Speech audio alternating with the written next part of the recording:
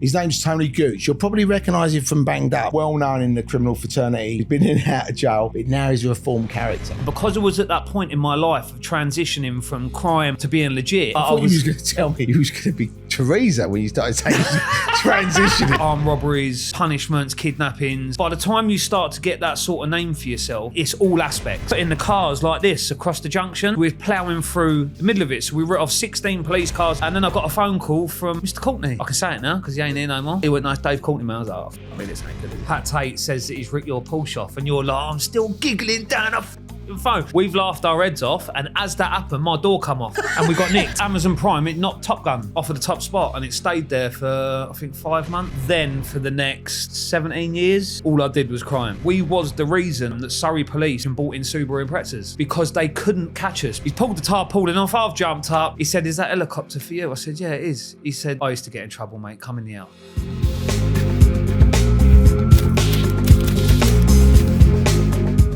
Welcome back to season 3 of the Criminal Connection podcast. I want to say a massive thank you to all our season 3 sponsors. We love you. Big thanks to our sponsor, IME. This global tech outfit ain't messing about. They've got these slick video interviews that have you connecting like there's no tomorrow. Whether you're running a business, running the streets, or doing your own thing. Perfect for those in marketing, recruitment, admissions, and even for auditions. And their platform, smooth as silk, designed with you lot in mind. IME's the ticket to making those connections count. A big thanks to Wildcrest Events for sponsoring the show. From adrenaline pumping sporting events to chart topping sensations, Wildcrest Events have them all. Make sure you drop them a line down below. And if you put in CCP5 off, you will get a 5% discount. Now that's a proper good deal. I want to say a massive shout out to our sponsors, VIP Security Services. VIP Security Services have been running for 35 years. They offer security solutions for our Essex, London, and all the home counties. VIP Security Services will protect you, your home, and your business. Prevention is always better than cure, and you're in safe hands with VIP Security Services. So if you'd like to find out about any of our fabulous sponsors, make sure you check out the links in the description below.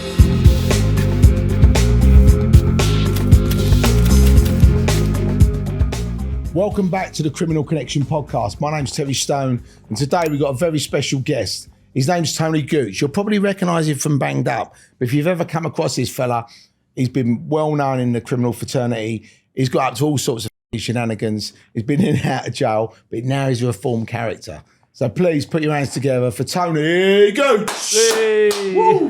Nice to meet you, mate. Yeah, good as gold. Oh, good to meet you at last. Yeah.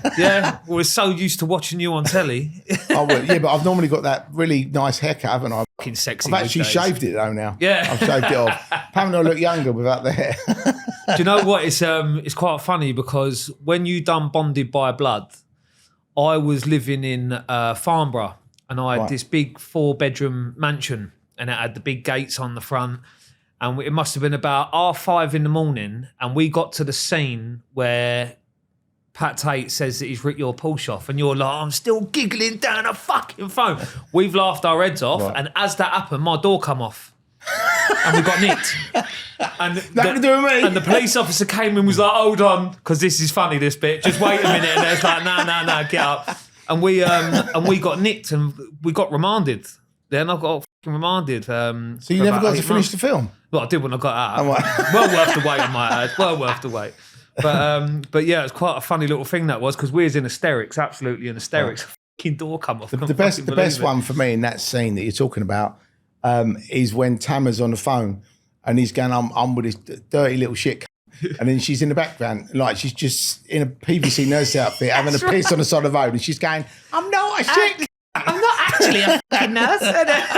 But it was funny. It's great. I mean, that was. I mean, we have done some good films, but that was a good laugh. Yeah. I mean, there've been great productions. I mean, the old Rise of the Foot Soldier series has come on leaps and bounds. I never predicted that from the first one it would have turned on into the franchise that it did. I'll be honest with you, nobody knew that. You don't. And now there's 6 films in a computer game. So if you want to play Craig Rolfe, is there a computer game now? You can get on Apple or Google and download it and go and kick some ass. Fucking Rolfe. Yeah, I'll have a bit of that. But yeah, no, I thoroughly enjoyed all the films. Very, very popular. Very popular. Amazing. But it's an amazing character to play. Yeah, I mean, I'll be honest with you. Someone said to me the other day, you know, as an actor, what else would you like to do? And I just said, you know what? I said, I've played an iconic character that people know as the Honey Monster or Tony or whatever.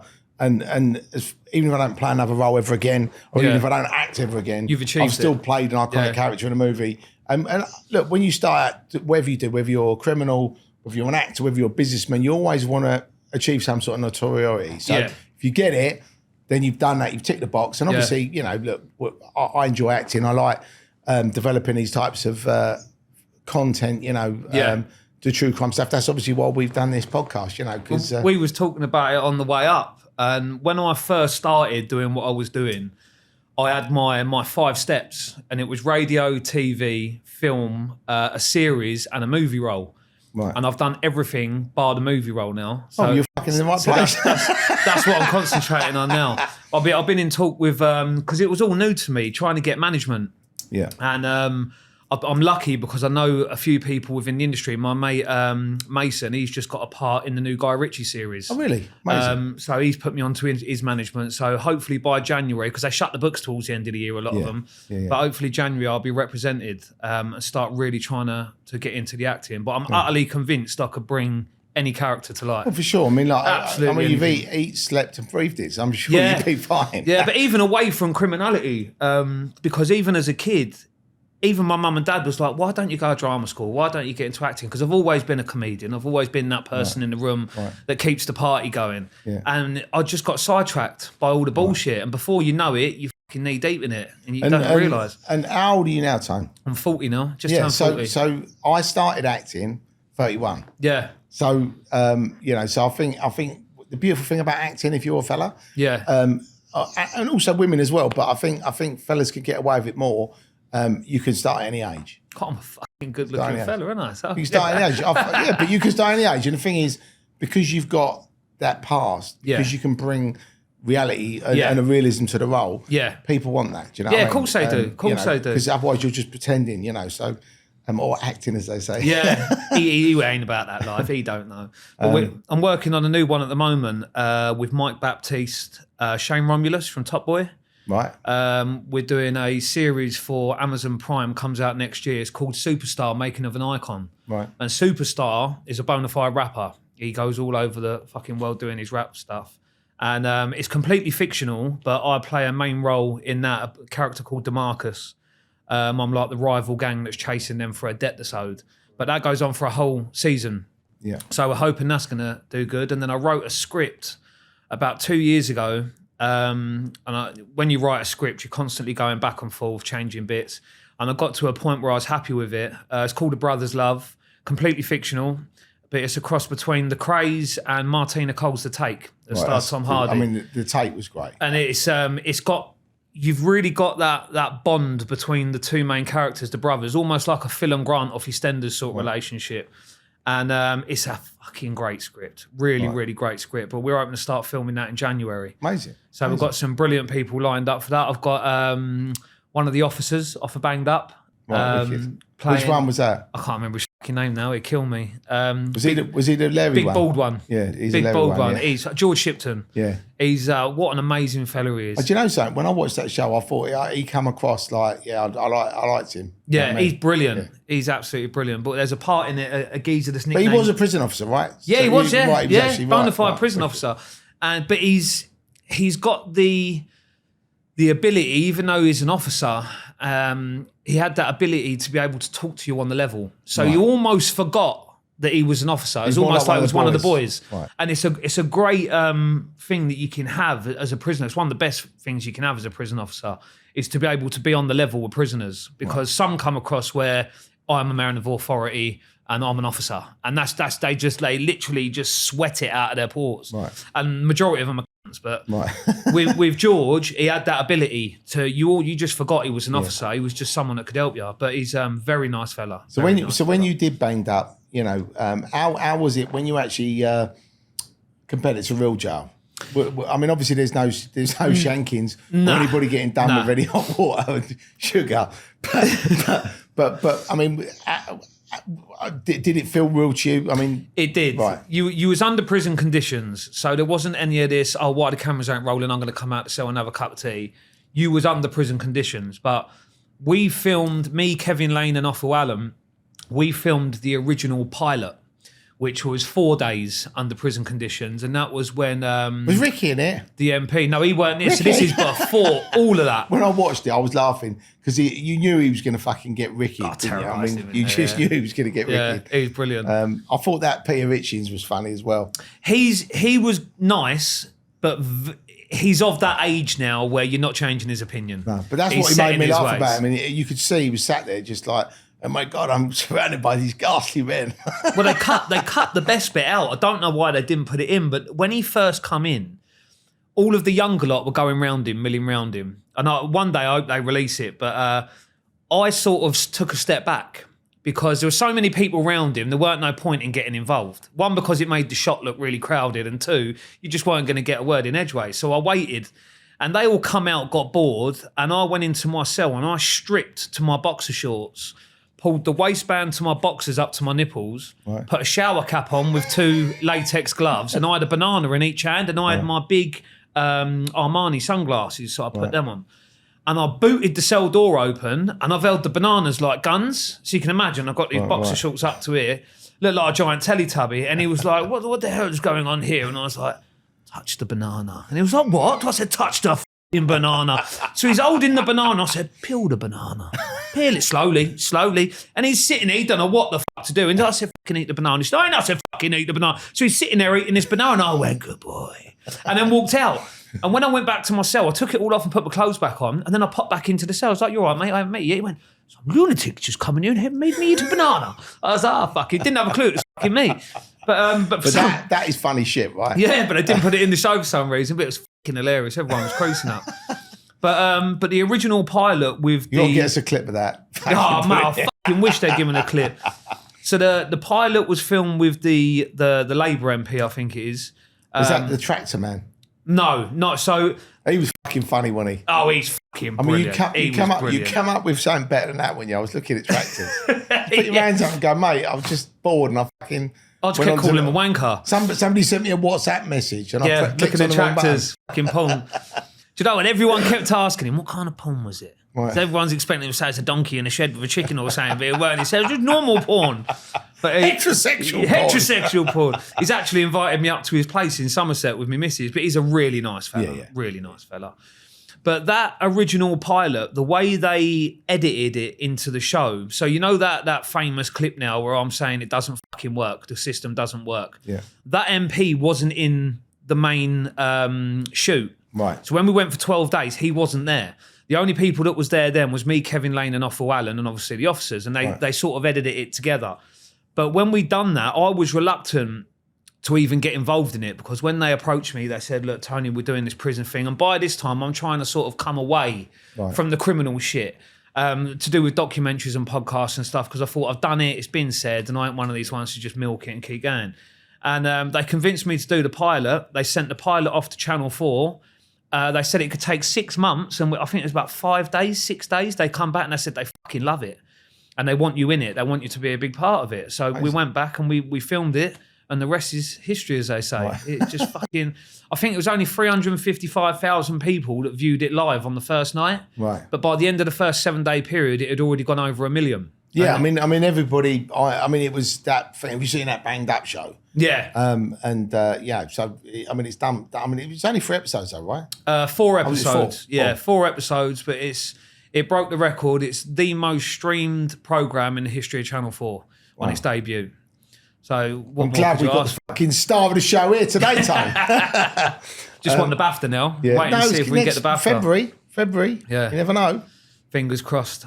Crossed. We've had brilliant reviews, so fingers crossed, be another feather in the cap. They've got to do a second season, surely. They are doing a second series. It's already been commissioned, but it's going to be with women. Right, okay. So I don't know how that's going to go, but... I suppose, do you know what, though? For me, I mean, I think that'd be interesting, but I just think... I don't think it'll emulate the first one. You're into the guys, you know the characters, so... Yeah. When there's a second season, it's like, I wonder what celebrities are going to get fucking put through the paces now, you know? So, I mean, we was disappointed with the 4 episodes. Right. because it took off in the way that it did. Really need 8. Didn't We you? felt that once they had done 3 episodes, and you could see we're now looking at multi-million views, I'm utterly convinced they should have gone back, because they had fucking hundreds of hours of footage. Yeah. They should have gone back and said, look, let's do another 3, 4, because they easily had the material for it and milked it a bit, but they chose not to. But when they do phenomenal. when they do the one with the new, I mean, maybe their plan is to do a men's one, a women's one, a men's one, a women's one. Maybe. But I enjoyed it. I thought it was fun. Yeah. Because there's that famous prison show, Orange is the New Black on Netflix. Yeah, And that's yeah. the women's Brilliant thing. show. So that's probably why they thought, maybe we should do that. But It's just showing both sides of the coin, though, isn't it? So the difference. I mean, the women's prisons, I mean, do you think they're as brutal as the men's, or? I've had this conversation with a lot of officers, and they've all said the same thing. Women's prisons are a fucking nightmare. Really? They would rather work in a man's prison to a woman's prison, because it's just constant bitching and fighting and clawing and biting, and at least you know in a man's prison you're just going to get a smack in the mouth. Right, Do you know what I mean? But yeah, they said they're an absolute nightmare to work with. But yeah, I wouldn't like to do that. Yeah. So I mean, obviously we've discussed all this exciting stuff that's happening off the back of it, and the things you've done. Yeah. But whereabouts did you grow up, Tony? So I originally grew up in a town called Shepperton, Right. Okay. right next to Shepperton Studios. Yeah. Till I was about 11, and then I moved to Ashford in a flat. Oh, funny story there about one of your mates as well. Right. And I won't say his name, I'll tell you afterwards, but I went to Ashford, and whilst I was there, I think I got my first custodial sentence. Right. It's not my friend's fault, was it? No, it weren't, as it goes. And I was going out with this mixed race girl, and I got banged up, and she basically turned around and said, I've met this geezer. And I was like, all right. And she didn't know who this geezer was. I'm about 15 at this point. And I get out of the jail, and I'm already bent. Whoever it is, I'm going to go and fucking do something. So we got out. Things happened that pissed this geezer off. And basically, I was at my mum's. This girl rang me up and said, look, can you come out? I'm going to pick you up. She was driving this little car that this geezer had given her.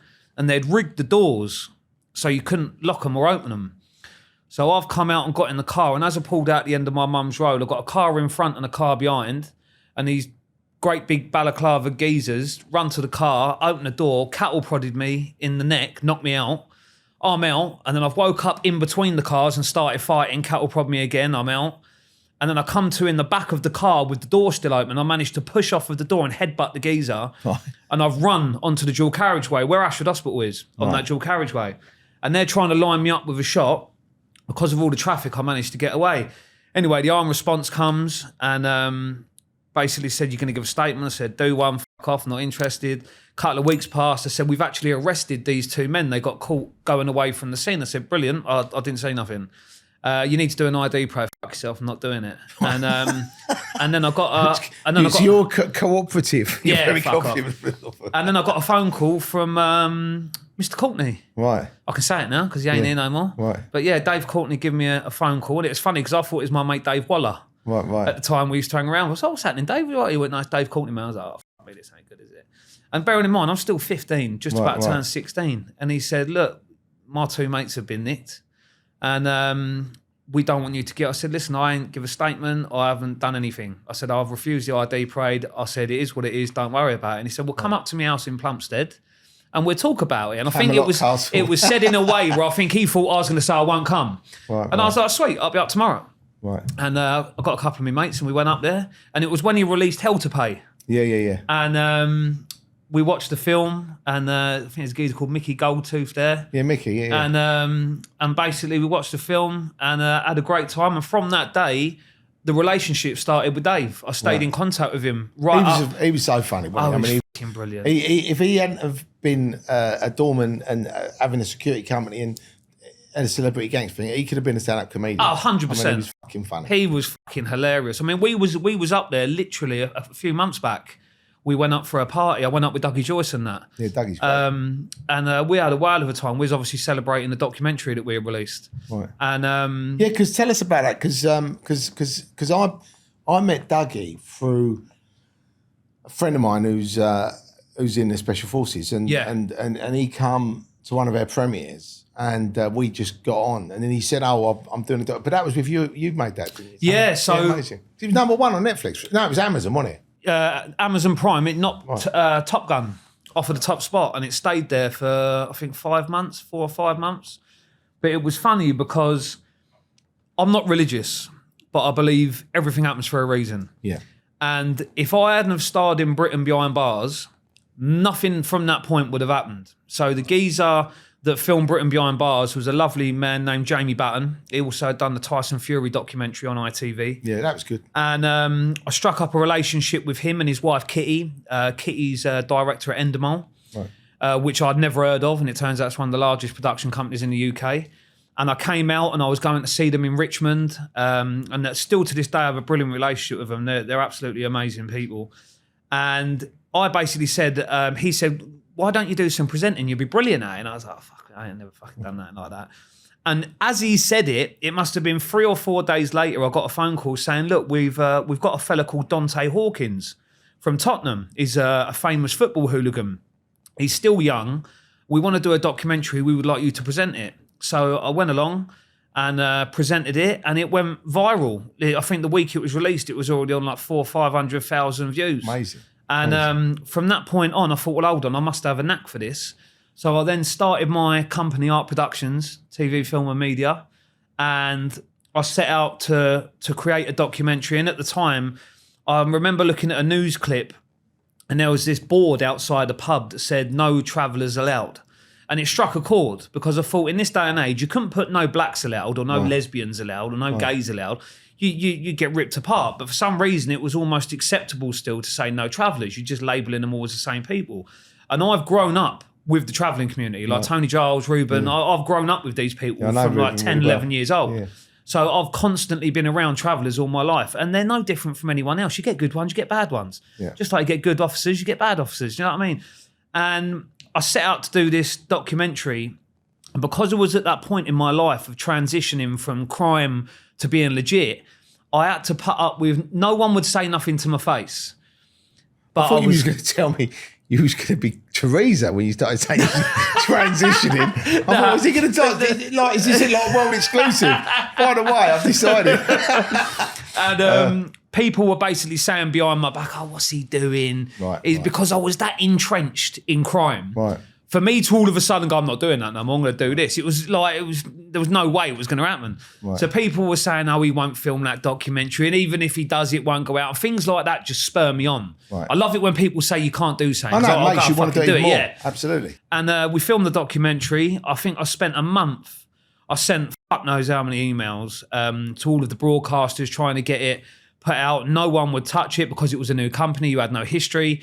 And then Amazon Prime, we approached them. And normally you do it all over the internet. Right. You just go on there, you download it to their systems, and then they put it out. But on this occasion, they said, "We need you to come and see us," because I think weren't sure whether to take it on or not. So I come into London, I went and see them and told them about my past, was honest, told them what we wanted to achieve. And they said, "Brilliant, we're going to give it a go." And it went out, and it was 6 hours after release, it was #1 bestseller. Amazing. And it stayed there for fucking months on end. It's done amazing. Did you direct that or produce it? Everything. Right. Produced it, presented it, and directed it. Amazing. And it's, I can't remember his name now, he'll kill me now. I'll show shit with names. Richard DaCosta done the editing. And yeah, it did. I think it only cost about fucking $5,000 or something to make. Wow. And I think we earned that back in the first month. Amazing. It got released. But yeah, it's done absolutely amazing. But with me, I get bored very quickly. So I did have plans to do more documentaries, but I lose interest very quickly. And where I'm so hell-bent on the acting now, all my efforts going into that. But yeah, I think with all these things, you have to focus on it. You have to focus. I don't know how you made that $5,000 though. Yeah, it was just we used Canon cameras. Was it? I take it was the guy's own stuff, was it? And Richard had all the equipment. I think we spent about 4 weeks editing and getting it all on par. And you know what it's like, you do a rough copy. Was it an hour and a half? Hour and a half, I think, around 45 minutes. Right. But we absolutely smashed it. And I'm working with Sean Atwood's cameraman now. Yeah. I've got one planned in Turkey. We're going to do one on plastic surgery. I was like turkey teeth, yeah. Hair extensions. And my missus had a mummy makeover. Right. And she was in surgery for like 12 fucking hours. Longest 12 hours of my life. I don't even know what that is. What is a mummy makeover? So it's like liposuction, tummy tuck, boobs. You don't have implants, but they take what you already have and just lift it all up and shape it. And her ass done, and she looks fucking amazing now. So literally, it was just a whole transformation. That to anybody that's wife has or girlfriend has a baby, get them down to Turkey. Get them over to Turkey. Have that mum makeover. Get them cut open. They'll look puck right. How long was it? A long recovery process, or was it fucking months and months? But the results are absolutely fantastic. Because one of my pals, I think she's like in her 40s, and she went. I think it was Turkey, and she wanted to have something like that done. Yeah. And she was in agony, like literally. Oh, she was mummified, and yeah. You know, I mean, she literally. I spoke to her, and I said, "Oh, I've not heard from you for a while. You know what you're doing?" Yeah. She said, "I'm in hospital," and I was like, "Oh, what's happened?" She said, "Oh, I've had all these procedures and stuff," and I said, "Well, what have you done?" And it was something similar to that. Yeah. And then she was like, "Oh, yeah, no, I've been here for like 3 weeks." I said, "You've been in fucking hospital for 3 weeks?" Yeah, it takes weeks. Yeah, you know, I've got to fucking recover, and then I've got to have a month of just doing nothing. Then I can come home, but I can't really do anything. I can't go to the gym. I can't do anything. Yeah. So, well, she has to wear like a compression suit. It's like a really tight. It looks like a diver's suit that hooks together, and she had to wear that for like 4 or 5 months afterwards to hold it all together. And then once that's off, then that's it. Yeah, that's it. You have to wait for the wounds to sort of close up where the incisions were, but that's basically it. But then after that, if I take it, it's only temporary. So if she then started going out eating and drinking, then it all goes. You put it all back on again. So, but once you've got it, if you maintain it and eat well and train, then you know you can go. She looks absolutely phenomenal now. Are you gonna have a daddy makeover? I'm beautiful enough. No, I don't know, because normally when the wives do something, the boys sort of think, actually, I'm gonna have a go now. Do you know what I mean? No, I'm happy. I'm happy. I am what I am. Right. You don't need any Botox. I've had a bit of Botox. Right. Yeah, that's only because Anita's best friend, she does it for a living. Right, okay. So I'll get it for fucking next to nothing. Right, so amazing. stupid not to. Amazing. But yeah, keep my youthful complexion going. So then going back to obviously the Dave Courtney stuff. Yeah. So obviously that all you're still in Ashford then. I was in Ashford. And then what sort of went on from there? From there, I moved to Sunbury-on-Thames, but we was right on the border between Sunbury and Feltham, and it was from then for the next 17 years. All I did was crime. That was it. I didn't really work. It was just solid crime, moving from house to house, and whatever came our way. What was your first stuff that you did? Like did you just fall into it, or did you just go, actually, this is what I want to do? No, it was a lot of it was boredom. When we was very young, so I went to Bishop Wand Church of England School, which is in Sunbury-on-Thames, and there was a group of us that were schoolmates, and we was absolutely fascinated with motorbikes, whether it's superbikes or motocross bikes, just fascinated. And none of us come from wealthy families, so it weren't like we was getting a motocross bike for Christmas. It just weren't going to fucking. You're lucky to get a fucking board game, let alone a fucking motocross bike. I got a lump of coal, mate. Yeah, bad boy. I said, and the Terry chocolate orange. You had a touch. And we used to go out and nick them. Right. So we'd basically steal a bike, rag the life out until it was dead, set it on fire and go and chew another one. Right. I remember there was one bloke, I think we chewed the same bike 3 times. He was must have been heartbroken. But that's what it was. It was boredom. And then once we developed the taste for the cars, we started, but this is going back to when you had Ford Orion, Sierra Cosworths, RS Cosworth, Vauxhall Novas. They were very easy to steal. And we invented this game called Bumper Cars. And all it was, we'd go out, we'd chore about 10 cars, 15 cars, and we'd have them plotted up all over Staines, Ashford, Sunbury, all parked in different places. And the game was, you'd go out late at night from about 10 o'clock onwards when there weren't a lot of cars on the road, and we'd have 5 people or whatever in each car.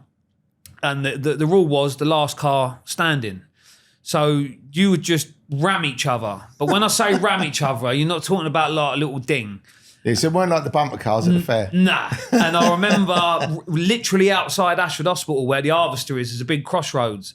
And we was coming from the direction of Staines. And I remember my mates had pulled up at the lights to turn right going towards Ashford High Street, and we see them. and I ploughed into the back of it about 60 mile an hour, and there was a family in the car at the lights, and they were like, and they're all coming out the sunroof, out the windows. They all jump in the car that keeps going, right? And we carried on going. And you take them to another car where it's plotted up, and the game carried on. I think we was the reason at that time that Surrey Police and Staines Police Station brought in Subaru Imprezas. Right. Because they couldn't catch us. Because we knew all of the alleyways you could get cars down over the mud and the waste ground, they just kept getting stuck. So then we come out one day and we see this fucking WRX Subaru Impreza. We think it was, oh mate, this is going to be fun. But they all got fucking stuck as well. They were fucking useless. So you was like the Dom Toretto, weren't you? You were like the fucking British Fast and the Furious. Mate, in cars, we was a nightmare. Absolutely. There was a police officer called Paul Burns. He was nicknamed the Wrecker. And he was nicknamed the Wrecker for very good reason. He wouldn't try and pull you over. He would just see us and drive straight into the side of the car because he knew we weren't going to stop. We was going to either get out and run, and he was fucking useless on foot. So the only way to get us was in the car. And I remember there was this one particular occasion. There had been a pursuit with certain people, I don't know, but it had gone down an alleyway, and this geezer had basically been rammed in the police car. And 2 days later, I was doing Staines Magistrates Court. And when I went in, is this officer with a neck brace on. You look like Craig Rolfe in Foot Soldier My Bear. Because all of these people involved in that, I believe, got away. And I walked in, so I said, you got some fucking neck turning up here, haven't you? It was like, I'm going to fucking get you, Gooch. I'm going to fucking get you. Of course you fucking will. But that's it. It was just like a game. It was just a game. And it's funny because as recently as the other day, there was an organised crime officer from the Serious Crimes Unit and the CID at Staines Police Station called Molly Adams. And she had nicked me quite a few times. I've actually been talking to her on Instagram. She's going to do some interviews for me because she knows our history. Yeah. There was offices in Staines that were dedicated to us at that time. The amount of police officers that told us that they'd walk in a room and all it was our photos. Catch these people because it's were they throwing darts at them? Yeah, probably. But I remember there was the Informer newspaper back then, and I remember seeing the front page. And there's a road in Sunbury opposite the fire station, right by where Tesco's is. And there was a shot that was taken from one end of the road looking down. It's quite a long road. And basically, everyone was off their nut on pills. And we decided we were going to see how many cars we could roll. So we rolled as many physical cars that we could pick up, and they all went over. And they took a fucking picture, and they said crime rate has rose 97% in the last month in Sunbury. And it was all your fault. Because we was just fucking nicking cars left, right and centre. It's just, But it was boredom more than anything. We wasn't earning any money out of it. But then it started to escalate. I think I got to about 18 and the people we was getting, because now you're getting into the high performance cars were starting to come out. The Audi S3s and things like that. Yeah. And we would get the cars to give to the older criminals and they would go out and use them. And then we've obviously clocked a load on. What was that mainly for? Was that for like robberies and... Yeah, so if I went and chose an Audi S3, I'd know so many different groups of people. Some be doing cash in transit robberies, some be doing burglaries, some be doing kidnaps. Yeah. And they'd always be after a fast motor for obvious reasons. So we'd basically throw a car and they'd be like, hey, it's £1,000. And when you're 17, 18 years old, £1,000 is like, yeah. But when you get to 18, 19, and they're coming back to you going, yeah, we had it off, we had 97 grand at that move. And you're like, oh. You start thinking, I should maybe charge a bit more. The car. Fuck off. How's that one? We'll do it. And that's how it started. And then it was normally drug dealers, armed robberies, punishments, kidnappings. By the time you start to get that sort of name for yourself, it's all aspects. We wasn't tied in. You get a lot of people that only do fraud, only do burglaries. We done everything. If we could earn money out of it, we'd do it. It was a one-stop shop. Yeah, that is it. And then we got into the debt collecting, and the amount of money I've earned out of debt collecting is just fucking phenomenal. You must have a couple of funny stories you can share. Oh, I've got fucking loads. Absolutely. Well, we done a Rise of the Foot Soldier special. Absolute special. Who had the wig on? Yeah, I fucking wish I had have. Went round to this house, been given the address. Geezer owed something like 30 or 40 bags. It was over a property deal. And the geezer had rumped the other geezer, and this geezer basically tried to go the legal way through a civil court. You know, it's like they just don't turn up. You couldn't get the money back. So we approached a mate of mine, and he basically said, I know this little team over in Sunbury. They'll take the debt on, but they'll want half. And when you get people that are owed money at that point, they're left in a situation they can either not chase it and get nothing, or they can get half the money back. So it's better than nothing. So we took it on. I said, the only rule we've got is that all the information you give us, it has to be 100%. If it's not 100%, we keep all of it. Right. Because if I go around and something goes tits up and I get a charge for something that you've got wrong, that's on your head, not mine. And he went, no, it's all 100%. We can go around. So we went round to this house and we watched it for about 5 or 6 hours and nothing was happening. And literally was about to give up and we see a car pull on the drive. So we jumped out the motor, Geezer's going through the front door, we've gone flying through the front door behind him, thrown him on the floor, given him a slap. And I've started screaming and hollering, right, this fucking money, you owe this money. He's like, I don't know what you're fucking going on about. I said, listen, don't fuck about it. This money, you owe it. We ain't going to hurt you, but you got to pay the money back. Come on, do what's right. I'm telling you, I don't know what you're going on about. Fucking wrong house. Give us a fucking wrong number, innit? It's like 2 doors up. So fucking helped the geezer up, sat on myself, made him a cup of tea. And I just said, look, all I can do is apologise, mate. I said, look on the bright side. We didn't kick your door off. You'd already open. I said, so we ain't damaged nothing. And to be fair, he was all right about it. Probably rang the old bill when we left. But nah, there was loads of things like that of people getting information wrong. You always heard these dream stories of fucking, there's a safe in there with 150 grand cash, 19 Rolex. You know, of course it is. But I think the older you get, the wiser you get. You sort of go, of course it is. You can fucking stay there then. And what was the and have you had anywhere it's like really come on top or not? Oh, fucking loads, absolutely loads. I mean, we've been chased. Obviously, when I got nicked, I've been on the run for like 2 years, and I was living in a penthouse right on the Thames by Walton Bridge. You know, they built them new apartments with one of my mates, and I got a fake passport. I think I had about 9-10 grand or something, and I was due to fly over to Port Banús because all my mates own clubs over there. Yeah. And I was all set to go, and my mate rings me up and says, right, I've got a Range Rover Sport. And I said, what do you want for it? He said, I'm happy with £1,000. I said, all right, sweet. So I rang my mate in Richmond and said, right, I've got a Range Rover Sport there, how much give me for it? He went £3,000. I thought, fucking blind, it's another £2,000. So I went and met my mate, drove over to Richmond, and I started to get followed by an old Astra van. So I go for a couple of back turnings, geezer's still following me, so I stopped at a junction, got out and run to him because I was just going to rip him out the motor and take the keys, but he reversed up the fucking roads, couldn't get near him. So I pulled into the Sainsbury's, you know, on the 316 coming in London, just after Twickenham. I pulled into Sainsbury's and I reversed the Range Rover over the front of the van, so my back wheels were in his windscreen. I must have hit him about 30, 40 mile an hour. And he's now writ off. And as we pulled out onto the 316, now coming back towards Sunbury Crossing there was armed response everywhere. It turned out that he was the brother-in-law of the person that owned the Range Rover. Range Rover was on doubled-up plates, but he recognised it because the wheels that were on it were apparently one-off, and he had sold them to his brother-in-law. So as soon as he see the wheels, he thought, that's it, and I know it's been nicked, so he was trying to follow us. So now I've took a chase from that Sainsbury's, and it ended in Whitton, which is a fair way down, but at every single junction, they was putting the cars like this across the junction. So we were ploughing through the middle of it. So we wrote off 16 police cars in total. And then I got to Whitton, and they've got these little caged off fences on the side of the road, you know, like the little fucking solid fences with the bars. So I couldn't get up the pavement. And the first car said baby on board. And I thought, I can't ram it. I can't do it. And I jumped out the motor. My mate Matty was in fucking flip-flops in the passenger seat. I've run into Whitton, massive fucking helicopters, dogs. My mate tried to come and pick me up. They'd shut it all off. Police dog grabbed me, beat the police dog up, got nicked for that. Police officer hit me. I've hit the police officer. I got nicked for that. And I had something like 16 offences that I've been on the run for, and everything I've been doing in between that has now caught up with me.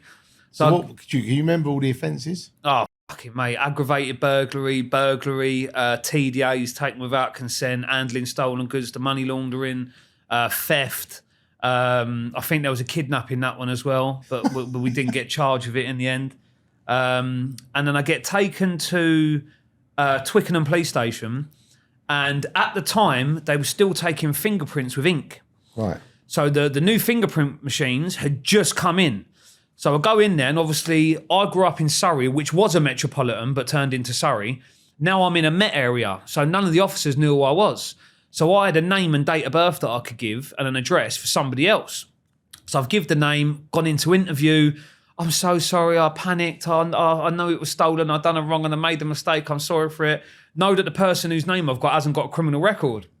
So as we come out the interview, the geezer goes, right, listen, I know you fucked up. He said, but you've been honest about it. Fair play. I'm going to put you in the cell. We're going to get you bailed and get you out of here. I'm sitting there thinking, you wankers, I'm going to get out of this. And I'm sat in the cell and he said, right, I've got to take your fingerprints. I walked out there and there's this fucking great big blue machine, innit? So I put my things on, went back to the cell. He come back. He said, can you roll up your sleeve on your T-shirt, my tattoo? He went, all right, Mr. Gooch, you're fucked. You ain't going nowhere. And I was like, fuck's sake. So I got remanded at the police station, taken to to Kingston Crown Court or Kingston Magistrates Court, and got remanded to Wandsworth. Now, one of my mates years ago had faked an epileptic fit and got out of a police station to get to the hospital and had then done a runner. So I was looking at that time with the other kidnap charge that we was on. I think I was looking at 16 odd years would have been the starting point. So in my head, it's now or never, because you ain't escaping from prison. If you do, it's a fluke, but you ain't going to do it.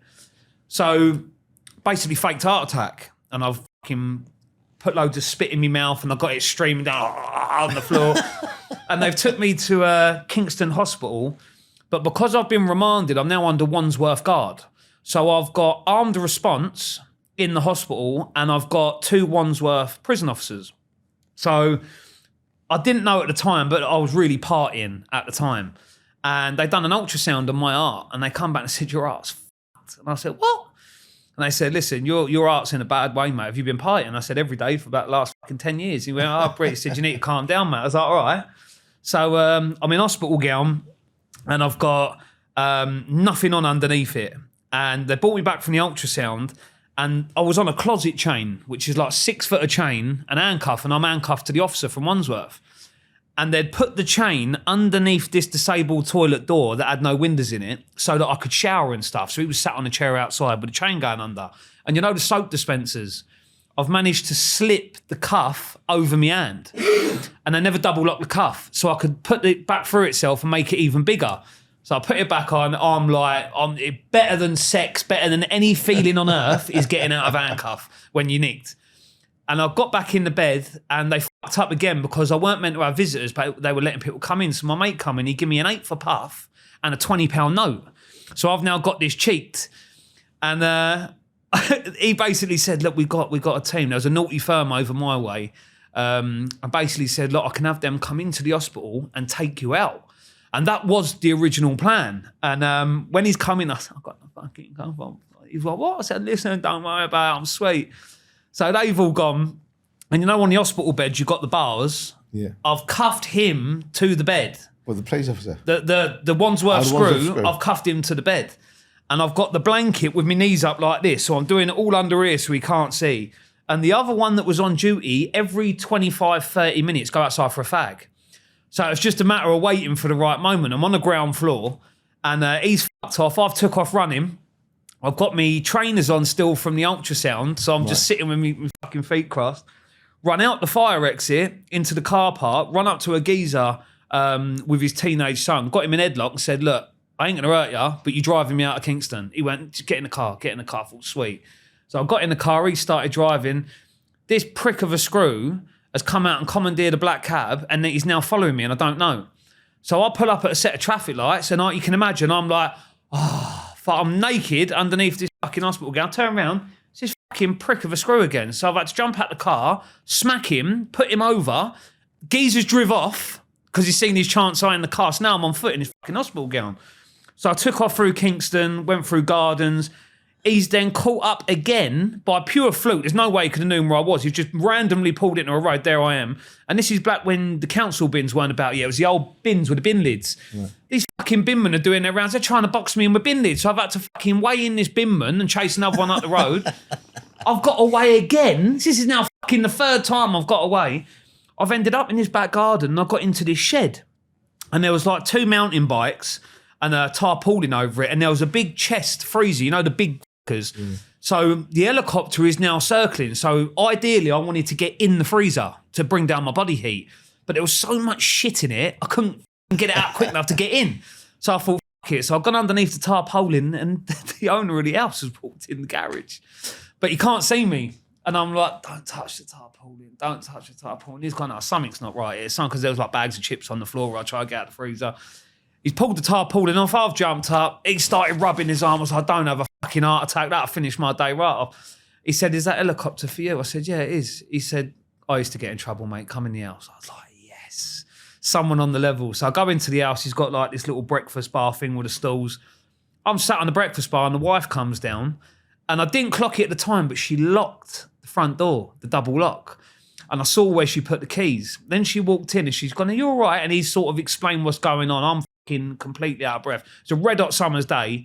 And she went, I'm just going to pop upstairs. She took the phone with her and I knew what was happening. So I've jumped up and I was screaming, where's the fucking keys? Because the keys that were on the side didn't have the car key on because I was going to take the car off the drive. But they've all gone into shock. So I've gone back into the garage, got one of the bikes, gone out, and this is like a 1920s Y-frame bike, 2 flat tyres, big springs under the seat, and I'm going up the road, bollocks swinging everywhere, and the police have just driven past me, and it was like a comedy sketch. There was 4 gathers in this car, and they've gone as I've gone past. And we used to do this thing of, as it's kids, if you had 2 houses next to each other, you'd run into one and out the back, jump over the fence and come back out the front. Wow. And they'd normally carry on going. So I'd done it and it worked perfect. And my little party trick, because I was so small then, I used to be able to get one of them bins, crouch down, put the bin over me, and put it flush to the floor and sit inside it. The amount of old bill I've lost for it, you could hear them spinning past and they didn't have a clue. But because I was sweating my bollocks off, I've got the bin halfway over me and it stuck to me and I've fallen over. So all you could see was my arms and legs hanging out the bottom. And fucking police dog come, they got me, and I had another fucking 14 charges or something on top of that. But by the time it got to court, I'd done a plea bargain in the end. I got loads of stuff dropped, and I got 5.5 in total. So I served just over 2.5. And that, when you went to jail, obviously that was the first time you actually had a long period of time in jail. At that time, that was the longest I'd done. I think the longest I'd done before then was for the attempted murder. I think I'd done like 14 months on remand. But at that time, it was the longest sentence I'd done. And a year inside seems like an eternity. But when you go in and you've got years, when you sit in there thinking, I've got 2 Christmases to go, it's a fucking long time. It is. And when you're doing the same thing day in, day out, it's like fucking Groundhog Day. When you went in there, though, I take it you knew loads of people in there anyway. So yeah. All your mates were coming in and out. Obviously, for the Cherwell Valley thing, I'd already stopped committing offences at this point. And I was looking to buy a Rolex watch, went on Spock, you know the app Spock, found the Rolex, long story short, Geezer's jewellery shop is in Birmingham, checked it out, it's legitimate. He rings us and says, oh, you've had a touch, we're coming down to London, we can meet you in Cherwell Valley Services. So me and him went, and we turned up, he stayed outside, I went in, nothing on my head, no gloves, sitting there, and they said, oh, can you come outside? And straight away I'm thinking, yeah, I know what's happening, but I'll play along. And we come out, and he was in the motor, and I said, do you want to get in my car, do you want me to get in yours? He said, I'll get in yours. So he got in the back, and as soon as he gave me the watch, I knew it was Moody from the weight of it. Right. So I threw the watch at him, got out of the car, went to drive round. Geezer jumped out the other side, held a gun to her head, knocked him out. He's knocked his mate out, left him unconscious on the floor, fucked off. And the next thing, we got fucking 4 or 5 armed response undercover X5s, gunpoint, out the motor, zip tied up, took away. And went into interview, told them what had happened. And these other 2 pair of pricks had said, oh, they've robbed us. We've gone there to rob them. F*** knows what for, but we went there to rob them. So they remanded us. And then Britain Behind Bars happened. Wow. So it was like everything happens for a reason. I ended up in TV and he ended up marrying the screw that used to bang us up. So you can't go wrong. So did she get in trouble for that? No, she left the prison service after that, didn't she? So as long as they leave, then it's okay. Yeah, he's got a big cock in it. Right, okay. So when you were looking at the attempted murder charge, that wasn't the watch thing. Nah. So the attempted murder was a bit complicated. There was a geezer that had done something to my sister, and this person was basically kidnapped, taken away, hurt extremely badly, and I was arrested for it. And it went back and forth. You know, it's like you have pre-trial reviews and all the rest of it. And when it came for the day of the trial, the witness had a change of heart and didn't want to come to court. And because he didn't want to come to court, normally at that point, the judge will throw the case out. But because the judge had suspicions that someone had coerced this witness not to come to court, he said, I'm not going to throw the case out. I'm going to send you back to prison for 2 weeks and I'm going to find him. And I'm sitting there thinking he won't. Right. And come back 2 weeks later, Geezer didn't want to get in the box, didn't want to give a statement. Because he was the main and only witness in the case, they had to throw it out. Right. But my barrister, I've had since I was a kid, Aurora Lodi Heath, solicitors in Acton. And Ricky Aurora is the bollocks. He is the best fucking brief you could possibly have. And I'd always say the same thing to him. So we had like a number 2 called Namisha, a lovely woman. And they'd come in and I'd always say, give it to me straight. What's happening? And on that one, they walked in and she said, starting point 16. And I was like, fucking brilliant. But then when we was on remand, when I got sentenced, I got caught with a load of, the baby cannabis plants. Literally the leaves in the block. I had like 200 They look of them a bit in like the this. Yeah. That day that we was watching Bonded by Blood, Right. That's when they found them. They was in the garage. So they took the plants and I got done for another 2 high performance cars or something with my mate Jack. And we got sent to IDOM and tell a lie. We got nicked that day and we didn't get remanded. We got out, we got bail. And we got given a debt to go to a geezer's house. Geezer had rumped someone for a kilo of gear. He'd been on a run abroad and now he'd come back and he was now trying to buy another box. And basically we went round to this house and at this point I was about 17 stone, roided out of my nut. Right. My mate is like 6'4", roided out of his nut. And then we got our mate Zach and he was like, I can fit through that window. And it's like, the long windows on an extension. And I was like, well, there ain't no option. We ain't going to get through it. So he was like, put me through feet first. So we put him through feet first and he got stuck at his neck. So if you could imagine, you can look through the windows. All you can see is his body, the other side, and I'm stuck on that. We are pissing ourselves, like absolutely wetting ourselves. Little did we know, the flying squad was sat on the other side of the fence. Right. Literally 2 foot away from us, there's about 8 gathers crouched behind the fence. So we go into this property, what we wanted weren't there, literally opened the front door and they lit the whole house up. And they shot my mate with a rubber bullet. I've run into the back garden with my mate and we were so big and bulky, but in your head you're still 15 and you can clear fences like a fucking gazelle. So he jumped onto a garage roof, it went crack, and I've gone, move, jumped on, and he went, no, we've both gone straight through it. And there was like a big police chase, he hit one of the old Bill. We get nicked and we get taken to Guildford Police Station. And I'll never forget it because an officer come to my cell door and he went, I've just been to your house in Farnborough. I said, that's nice, good for you. I find anything? No, nothing there, no. He went, no, he said, I had a good look through your little boy's room though. He said, that's going to take a lot of cleaning up to do. I said, yeah, sweet.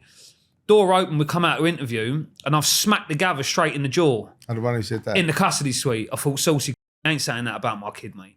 So I put him over and then he was fuming because they wouldn't let him interview me. Because I said, if you put him in the interview room, there's only 3 of us in that room. And I'm telling you now, I'll barricade that door up and I'll weigh him in. So they had to fuck him off and they put these 2 women on it. And in the end, they could only do us for burglary because we hadn't physically taken anything, but because you're in somebody else's property, it comes under as burglary. So then we get sentenced to, I think it was like 12 or 14 months or something in Idown.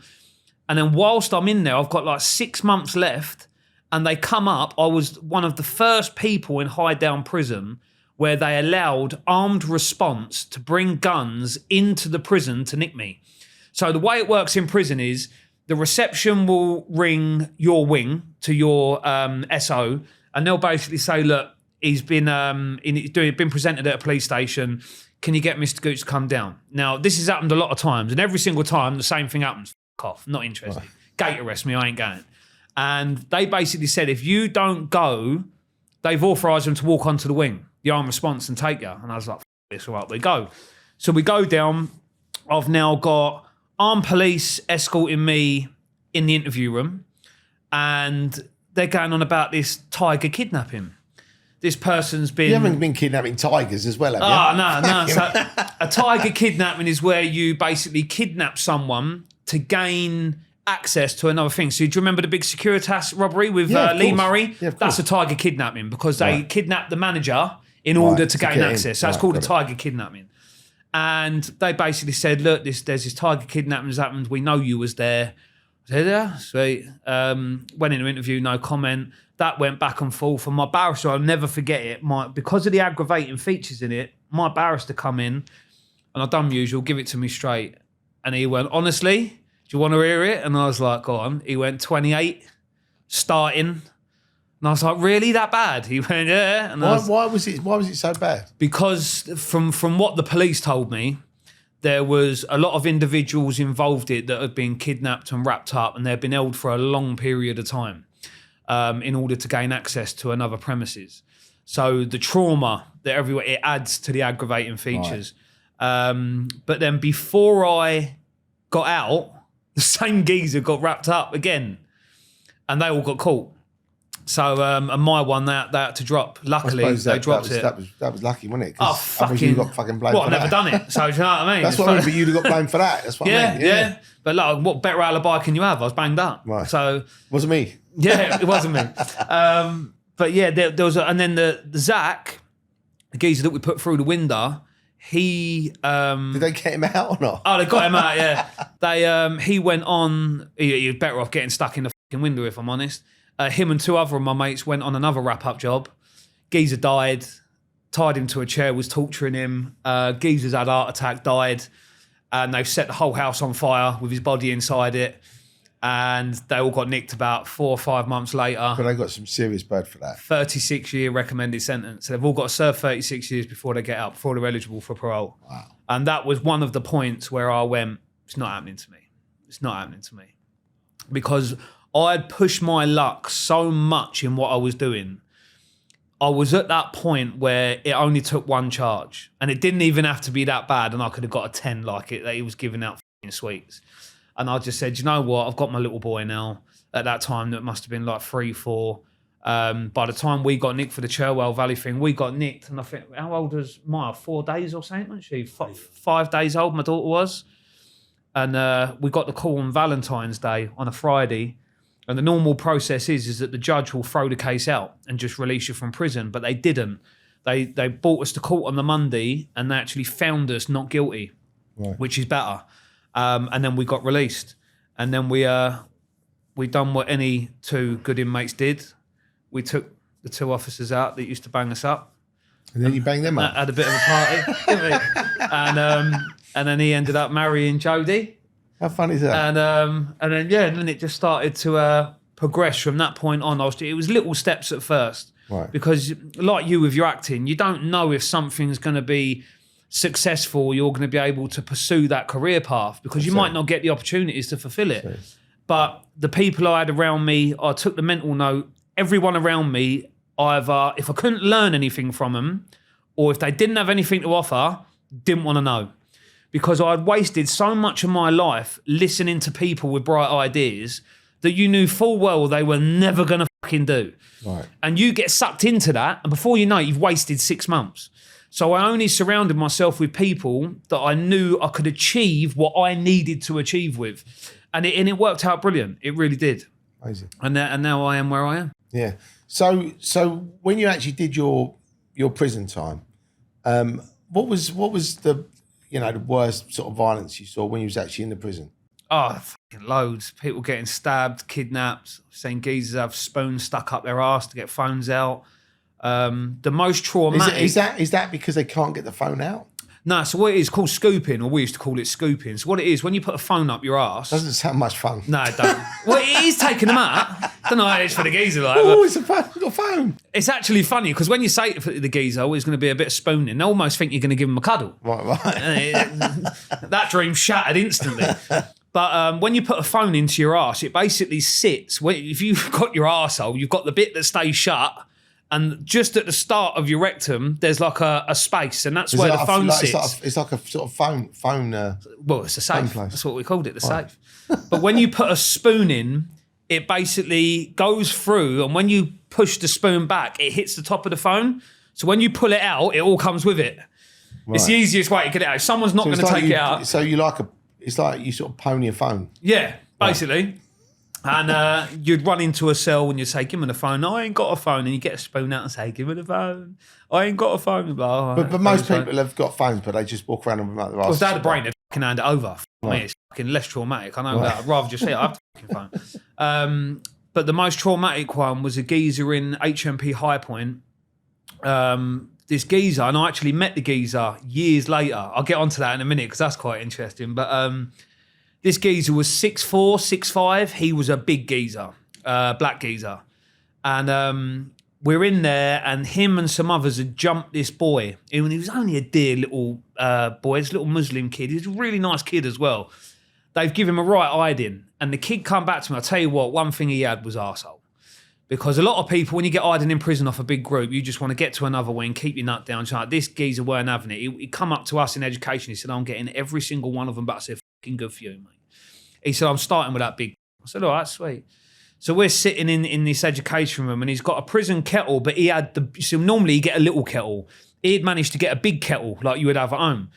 And he's put all the sugar in it, and he's boiling it, and he's waiting, he's letting it cool down a bit, boiling it, and he's almost timing it to break time so that it was on the boil. And when you come out in High Point, they've got these big flip doors, and you've got a staircase. He stood behind the door. So, and you've got the little square windows. Because he was up against the wall, even if you looked through, you couldn't see him unless you sort of went like that. And we was all standing there knowing full well what was going to happen. And he walked through, and this geezer gave him this kettle up. And his face come off. And the only way to describe it is candle wax. You know when you burn a candle, and you've got the liquid wax?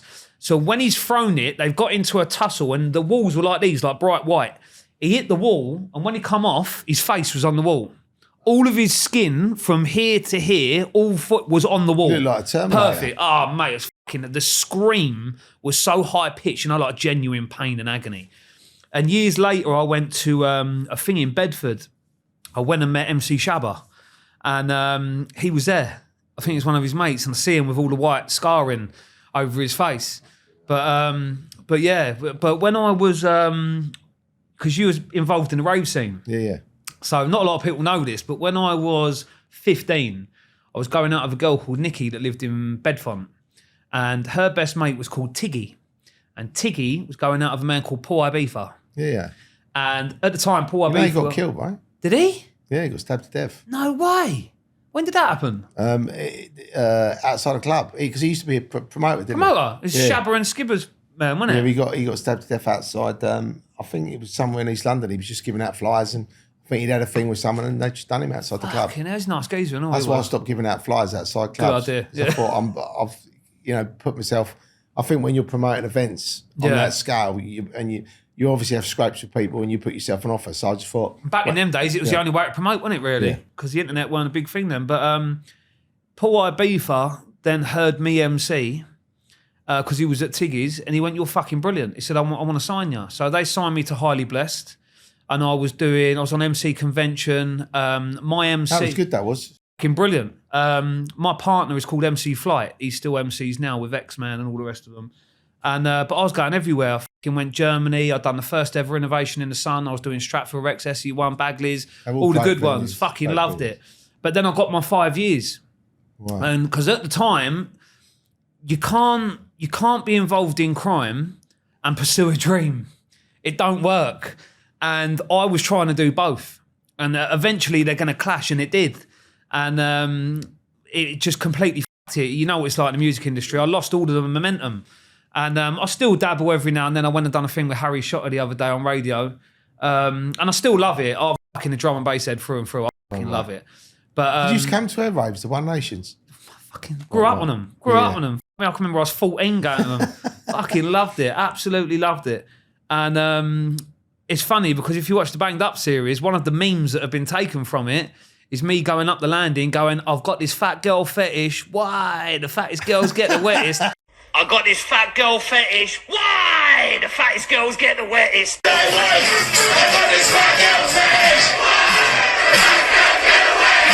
That's MC X-Man. It's one of his most popular lyrics. He started off with me, X-Man. Yeah, I've known X-Man since, fuck me, I've done a doing the Littentry in Slough, me, Flight and Fleximus, and he was there with Herbsy. Yeah. And he had just, I think he'd not long started. And we was doing the old Flight FM and all the rest of them.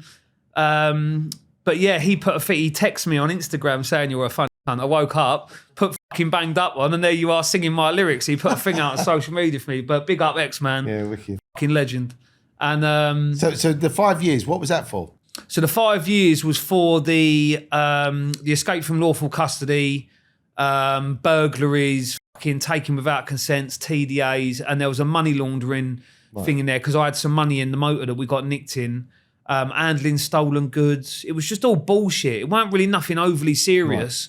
But it was just because there was a lot of them together. Right. So how long have you done in jail in total? Have you about 9 years. About 9 in years. total, yeah. Right. I think it may even be more, but I think from what I can remember, it's about 9 years. And if you look back on that time, do you look back on it and think, if I had my time again, I wouldn't have done that? Or do you just think it is part of what you... Do you know what? People, I get asked that question a lot, and I always say the same, I wouldn't fucking change it. Because if you had a magic wand and you could go back and you could change things in your life, the question you have to ask yourself is, would you still be the person that you are? That is true. But the only thing you would do is you wouldn't have made any mistakes. No, I wouldn't have got caught. All right. But then, like you said, you might not have been who you are. So exactly. And everything you go through in life, it shapes the individual that you become.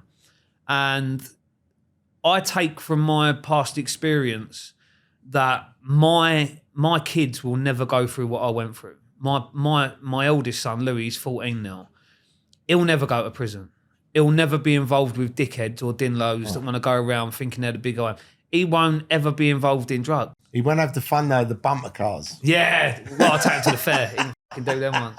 But that's the main thing I take from it. I've been through it so that they haven't got to. Yeah, amazing. And he's fucking brilliant. He's top of his class. He's fucking absolutely smashing it. Gifted in sport. But he's just, you couldn't even get him to swear. If you said to him, say, "Bullet," you won't say it. He's so well mannered. But yeah, I mean, like I said, everything happens for a reason. Yeah. And if you look at when you actually come out of your last prison sentence, at that point, did you think, I'm fucking getting out of this? Well, I'd already done it. Because that was when we was banged up. Because my last conviction was 2011. Right. It was 2018 that we got nicked for the Cherwell Valley thing. So I'd already been a long period. What was the Cherwell Valley thing? Was that? That was the Rolex watch. Oh, right. Oh, yeah. Shooter on us. Right. So I was already working, I was already driving. I went and done my class 1 and my class 2 to drive the lorries. Yeah. So I was working, I was completely legit. And when that happened, it was a bit like a kick in the teeth because we was like 5 years clear, but the old Bill ain't interested in that. All they look at is your record. Oh, you're back at it. We knew you'd come back, and you're like, fuck off. But so it was a little bit of a setback, but like I say, if I hadn't have got that sentence, I'd never have been on Britain Behind Bars. If I hadn't have been on Britain Behind Bars, I'd never have met Jamie Batten. If I hadn't met Jamie Batten, I'd never have made the documentary. So everything happens for a reason. Yeah. And everything I got from that, even the Sean Atwood, the first podcast, I got that because of what I was doing online, because of what Jamie had told me to do. So everything happened for a reason after that. And it was a bit of a sidetrack because I'd already made the conscious decision that I wanted to act. Right. But I had all these other things happening in the background with the documentary, and so it kind of sidetracked me for a bit, but it worked out good because now they're feathers in the cap. I've done the thing with EE. I've been a part of a massive series on television that's done well as Britain Behind Bars. So it's all worked out for the best, and now I've got that foundation to build on. Yeah. So I wouldn't change it for the world. Amazing. Well, I think you know, having seen and having heard what you've gone through, and then to come out the other side, and like you said, you know, I watched Banged Up, and that's when I saw you on there. Yeah. But in a weird sort of way, you know, we've sort of, even though we've never sort of formally met, our paths have fucking probably been crossing for the last 20 years. Yeah. Without us actually ever been, we might have even been in the same room, but nobody actually went, Tony, meet Terry, Terry, meet Tony, you know what I mean? So, I've met quite a few people, because I was going to come to the premiere. I can't remember what one it was for, but I was fighting at UCMMA. Right. And around that time, there was one of the Foot Soldier films had a premiere. When was that? And we was going to go, fuck me, this got to be about what? When was that? It's got to be the Marbella one, isn't it? Yeah. Yeah, because we had a premiere in Marbella and then we had one in London as well. And we was going to come to it, but we ended up fucking going getting paralytic drunk. So, right. So how long have you been doing the MMA for? I'd done the MMA for about 5 years, 6 years. So I'd always been involved in either fucking taekwondo, kickboxing, boxing as a kid. And then Tony Giles was fighting for Dave O'Donnell on UCMMA. And they come up with, like the white collar thing. And I thought, fuck it, I'll have a go. So I had to go, knock the geezer out in the first round, come away. Dave rang me up, said, you want another fight? I said, yeah, go for it. Done another fight, knocked that geezer out. And then he rings me and says, look, on the pro show on UCMMA 34, I want you to fight.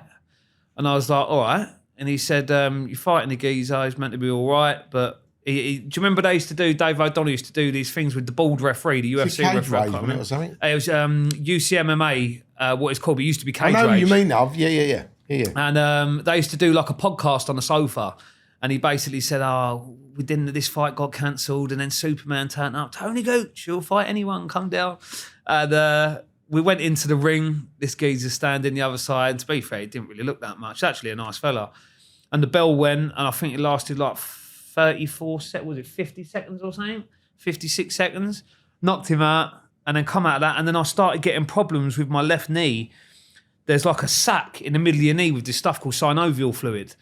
And you pierce the sac, and it makes your knees swell up with fluid. Right. And if you leave it to heal, the sac heals, and it doesn't happen anymore. But if you break it continuously, you have to get needles, jab them in to bring the fluid out. And my doctor basically said, look, you can carry on doing what you're doing, but if it keeps happening, your knee's going to be, by the time you're 50, you're going to be fucked. Yeah, and you have to ask yourself, am I good enough to be in the UFC? No, I don't think I was. So what's the biggest achievement I can get? I could be the UCMMA middleweight champion or whatever champion. But what does that really count for? Not really a fucking lot. And at the time, Jimmy Manuwa was the light heavyweight champion. And I started training down at Lions Pride in Croydon. Yeah. And started speaking to Jimmy. And then Jimmy got his fight come up at the O2 Arena fighting Alexander Gustafsson. Was it you I went with? It was Jack, wasn't it? Was it you as well? And we managed to get right in front of the cage. So I got to experience it anyway. Do you know what I mean? Even though he lost, he done well. Absolute amazing fighter, Jimmy is. Gutted when he stopped. But yeah, so I experienced it all anyway. So I didn't feel like I missed out on anything. Yeah. I was happy with it. So your plans for the future now, Tony's obviously getting to the acting. Acting, solely focused on it. Number one, getting representation and getting management so they can actively seek me roles. And yeah, I want to act, but not only to do with the crime genre. I'd love the chance to do something like a Jack Sparrow. I'd love to bring a character to life and do it because I know I'm capable of doing it. But it's just waiting for that person to give you a chance. Well, I think and that's your time to shine. Once you've actually done like your movie debut in something. Yeah. People see you, then you got a show reel, then you could be put up for stuff. Yeah. But yeah, I think that's the. I mean, but you're hopefully going to be doing that film in January, aren't you? So yeah, I've got that one that we're doing. Obviously, Superstar that we're filming that will be out early next year.